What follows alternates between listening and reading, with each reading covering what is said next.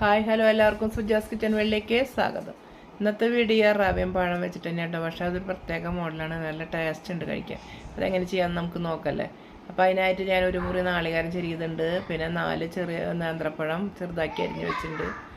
അത് കൂടിയിട്ട് നമുക്ക് ഒരു പാൻ ചൂടാക്കാൻ വെച്ചിട്ടിട്ട് അപ്പോൾ അതിലേക്ക് ഒരു കപ്പ് റവ ഒന്ന് വറുത്തെടുക്കാം. നമുക്ക് വറക്കാത്ത റവയാണിത്. അപ്പോൾ ഒന്ന് വറുത്ത ഒരു വറവിൻ്റെ മണമൊക്കെ കിട്ടും, നല്ല ടേസ്റ്റ് ഉണ്ടാവും കേട്ടോ. അപ്പോൾ നമുക്കതൊന്ന് വറുത്തിട്ട് വരാം. അപ്പോൾ നന്നായി ഒന്ന് വറുത്തെടുക്കാം കേട്ടോ റവേനെ. അപ്പോൾ കുറച്ച് നേരം ഒരു 5 മിനിറ്റൊക്കെ ഇളക്കി ഒന്ന് കരിയിക്കണ്ട അധികം.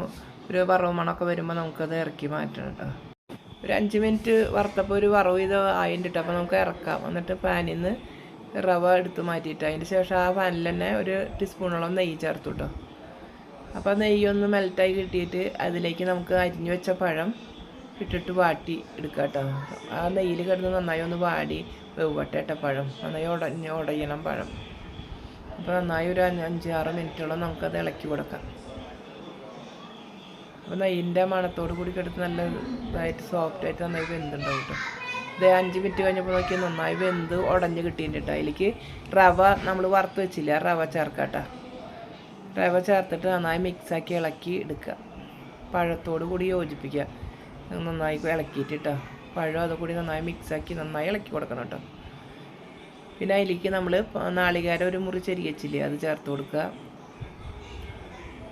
എന്നിട്ട് നന്നായി ഒന്ന് മിക്സാക്കി ഇളക്കന്നെ. നന്നായി എല്ലാം കൂടിയിട്ട് മിക്സാക്കി ഇളക്കിയിട്ടിട്ട് ഇളക്കി മറിച്ച് യോജിപ്പിച്ചിട്ടുണ്ടാവുന്നത്. ആ ഒരു കപ്പ് റവയല്ലേ നമ്മളെടുത്തത്. പിന്നെ പഴമൊക്കെ ഉണ്ട്, അതിൻ്റെ മധുരമുണ്ട് ചെറുതായി. എന്നാലും ഒരു കപ്പ് പഞ്ചസാര കൂടി ചേർത്ത് വിട്ടാൽ. എന്നിട്ട് പഞ്ചസാര കൂടി ചേർത്തിട്ട് നന്നായി മിക്സാക്കി ഇളക്കി യോജിപ്പിക്കുക എല്ലായിടത്തേക്കും. മധുരം എല്ലാം കൂടി ഒന്ന് എല്ലാവിടെ മിക്സ് ആവാൻ വേണ്ടിയിട്ട് നന്നായി ഇളക്കി യോജിപ്പിച്ച് ഇപ്പോൾ ഇത് കണ്ട നല്ല മിക്സായി കിട്ടിയിട്ടുണ്ട്.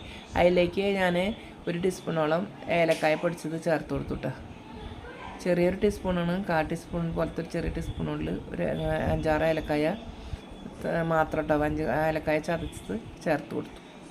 എന്നിട്ട് നന്നായി എല്ലാം കൂടി ഒന്നുകൂടി മിക്സാക്കി ഇളക്കിയതിന് ശേഷം നമുക്ക് പാൻ അടുപ്പത്തുനിന്ന് ഇറക്കി വയ്ക്കുക. എന്നിട്ടൊരു പ്ലേറ്റിലേക്ക് മാറ്റട്ടോ ചൂടാറാനായിട്ട്.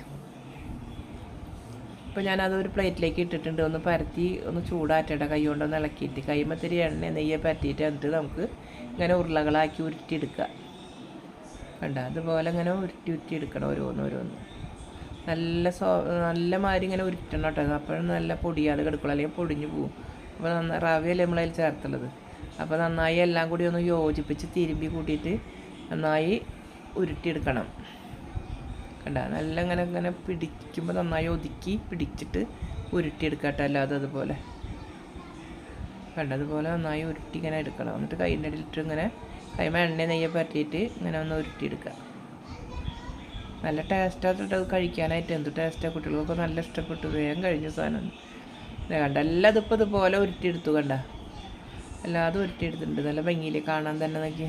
ഇങ്ങനെ വേണമെങ്കിലും കഴിക്കട്ടെ നമുക്കത്. അത്യാവശ്യം വെന്തിട്ടൊക്കെ ഉണ്ട്. പിന്നെ ഇതെല്ലാം ഒന്ന് ഫ്രൈ ചെയ്തെടുക്കുക എണ്ണ ഒഴിച്ചിട്ടിട്ട്. അപ്പോൾ ഒരു പാൻ വെച്ചിട്ടുണ്ട്, അതിൽ എണ്ണ ഒഴിക്കുക കേട്ടോ.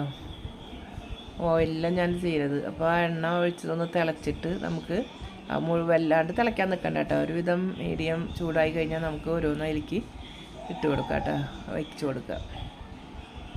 അപ്പോൾ ഒരു ഓട് വെച്ചിട്ടുണ്ട് കേട്ടോ. ഒരു പാനിൽ അത്യാവശ്യം കൊള്ളാവുന്നതൊക്കെ വെച്ചിട്ടുണ്ട്. ഇനി കുറച്ച് നേരം കഴിഞ്ഞപ്പോൾ നമുക്കൊന്ന് മറച്ചിട്ട് കൊടുക്കാം കേട്ടോ. അത് അടിഭാഗം ഒന്ന് മറിച്ചിടാൻ വേണ്ടിയിട്ട്, അല്ലെങ്കിൽ ആ ഭാഗം കരിയണ്ട വെച്ചിട്ടാണ്.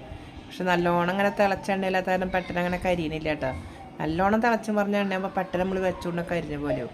ഇതിങ്ങനെയാകുമ്പോൾ ഒരു അധികം മീഡിയം ഒരു ഇതിൽ നമ്മുടെ ഗ്യാസ് ഇടാം കേട്ടോ. എന്നിട്ട് വേവിച്ചെടുക്കുക. കണ്ടോ അപ്പോൾ ഫ്രൈ ചെയ്ത് ഒരുവിധം ആയിട്ടുണ്ട്.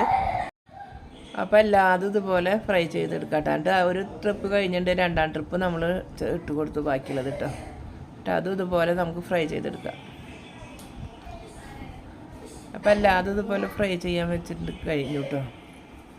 2 ട്രിപ്പ് തന്നെ ഉള്ളൂ, 2 ഓടിനുള്ളത് ഉണ്ടായിരുന്നുള്ളൂ. അപ്പോൾ 2 ട്രിപ്പുള്ളത് ഇട്ട് കൊടുത്തു. ഇനി ഇതിൻ്റെ അടിഭാഗം ഒന്ന് ഫ്രൈ ആകുമ്പോൾ നമ്മൾ മറിച്ചിട്ട് കൊടുത്ത് ഇനി ഇതേ കണ്ട അതുപോലെ 2 ഭാഗം ഒരുപോലെയായി ഫ്രൈ ആയി കിട്ടിയിട്ടുണ്ട്. അപ്പോൾ അത് നമുക്ക് അതിൽ നിന്ന് കോരിയെടുക്കേണ്ടതാണ്. ഒരു പ്രത്യേക ടേസ്റ്റ് കേട്ടോ അത്. ഞാൻ ആദ്യമായിട്ട് ഉണ്ടാക്കുന്നത്. നല്ല ടേസ്റ്റുണ്ട് കഴിക്കാൻ. കണ്ട അപ്പോൾ എല്ലാതും ഫ്രൈ ആയി കിട്ടിയിട്ടുണ്ട്. സ്നാക്സൊക്കെ തയ്യാറായി. എല്ലാവരും ഇതുപോലെ ചെയ്ത് നോക്കുക. എല്ലാവർക്കും ഇഷ്ടപ്പെട്ടെങ്കിൽ സബ്സ്ക്രൈബ് ചെയ്യുക, ലൈക്ക് ചെയ്യുക, ഷെയർ ചെയ്യുക, ബെൽ ബട്ടൺ അമർത്തുക. പുതുതായി വല്ലവരും കാണുന്നവരുണ്ടെങ്കിൽ ദയവ് ചെയ്ത് സബ്സ്ക്രൈബ് ചെയ്യണം കേട്ടോ. എല്ലാവർക്കും ബായ്.